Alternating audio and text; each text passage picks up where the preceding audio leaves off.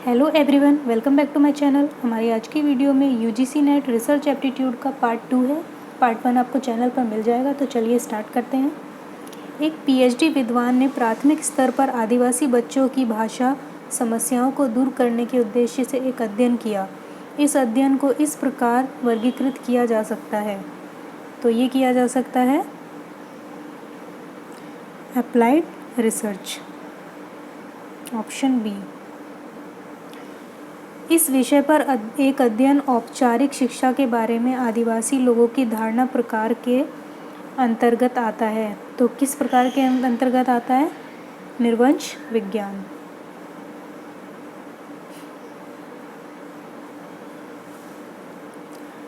प्रायोगिक समूह के लिए कुछ उज्ज्वल छात्रों के जानबूझकर चयन के कारण एक प्रयोगात्मक अध्ययन के निष्कर्षों में त्रुटियों के रूप में जाना जाता है व्यवस्थित नमूनाकरण त्रुटि, ऑप्शन बी। Next question. एक अध्ययन के नमूने का आकार ज़्यादातर किस पर निर्भर करता है?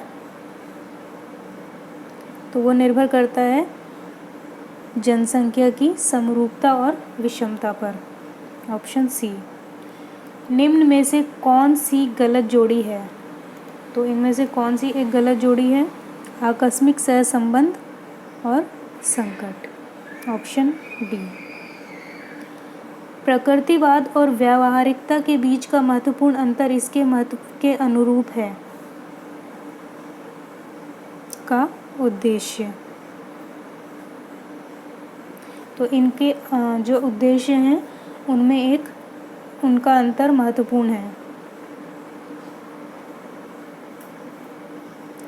सहसंबंध के गुणांक से निहित है +1 से -1, ऑप्शन ए। अगला क्वेश्चन देखिए। शोध उपकरण की विश्वसनीयता और वैधता के बीच संबंध के लिए निम्नलिखित में से कौन सा कथन सही है?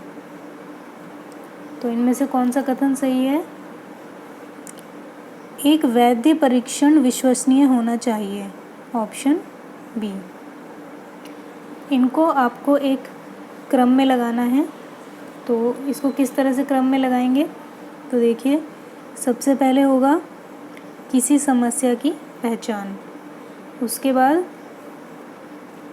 परिकल्पना का निरूपण, उसके बाद क्या किया जाता है? डेटा का संग्रह और प्रसंस्करण, ये 3rd नंबर पे आएगा। देन परिणामों की व्याख्या, उसके बाद सामान्यीकरण की व्यवस्था करना, जिसको इंग्लिश में नॉर्मलाइजेशन बोलते हैं। लास्ट में रिपोर्ट का प्रारूपण। तो ये हो जाएगा।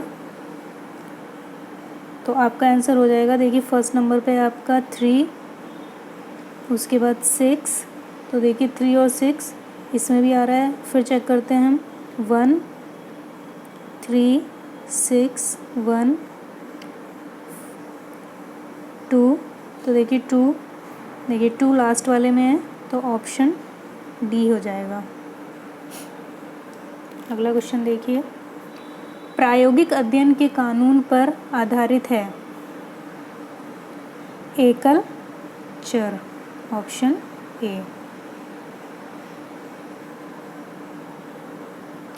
संपूर्ण जनसंख्या पर आधारित एक सांख्यिकीय माप को पैरामीटर कहा जाता है, जबकि एक नमूने के आधार पर उपाय के रूप में जाना जाता है सांख्यिकीय। एक अध्ययन का अंतिम परिणाम अधिक सटीक होगा यदि नमूना खींचा गया है जनसंख्या का प्रतिनिधि।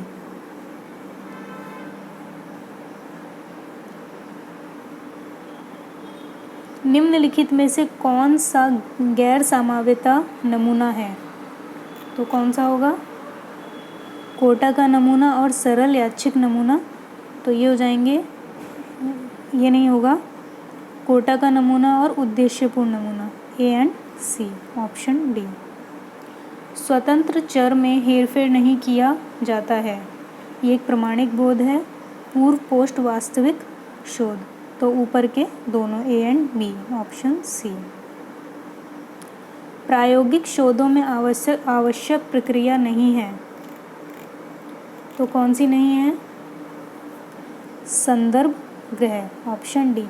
देखिए प्रयोगात्मक जो अध्ययन होता है उसमें संदर्भ ग्रह की आवश्यकता नहीं होती है, क्योंकि एक शोधकर्ता केवल अपने परिणामों पर निर्भर करता है, जो पिछले अध्ययनों से अलग हो सकता है। ओके, अगला क्वेश्चन देखिए। एक शिक्षक अपने पेशेवर अनुभवों के दौरान विभिन्न समस्याओं का सामना करता है, उसे करना चाहिए, क्या करना चाहिए? उस समस्या पर अनुसंधान करे और एक समाधान निकाले, ऑप्शन बी। अगला क्वेश्चन देखिए।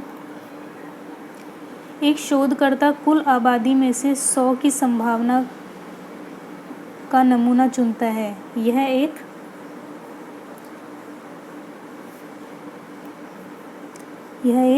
यादृच्छिक नमूना है, ऑप्शन बी।